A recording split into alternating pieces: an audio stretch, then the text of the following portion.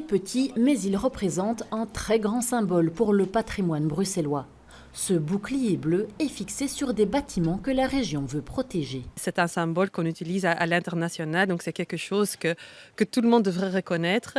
Et aussi, on espère bien évidemment que ça ne va jamais arriver en cas de guerre, que c'est des bâtiments à préserver à tout prix parce qu'ils ont une valeur patrimoniale. Une protection patrimoniale donc pour l'entièreté de ce monument moderniste. Même le dinosaure est lui aussi protégé.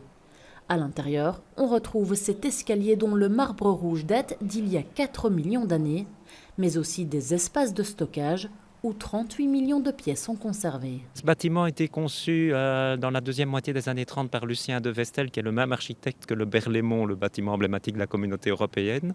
Et c'est un bâtiment qui est remarquable. Alors à l'extérieur, peut-être qu'on peut se dire bof, mais à l'intérieur, il est vraiment superbe. C'est un architecte, ce qu'on appelle un full architecte. Il concevait tout, les clinches des portes, les poignées des fenêtres, mon bureau, les chaises dans mon bureau, et tout ça est maintenant protégé. Et c'est pareil pour l'aile Jean Lay, construite au XIXe siècle.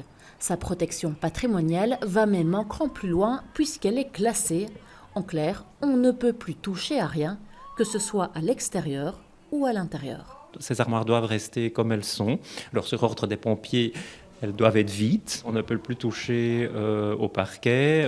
Les carrelages dans le musée qui sont posés sur sable, comme on faisait dans le temps, ça a tendance à bouger. Donc chaque fois qu'on répare, on est obligé maintenant de reposer sur sable. Il n'est pas question d'utiliser du ciment. Beaucoup de contraintes, mais surtout énormément de fierté. Car à présent, tout le site de l'Institut des sciences naturelles est protégé. Ces dinosaures, du moins ceux qu'il en reste, peuvent enfin dormir l'esprit tranquille.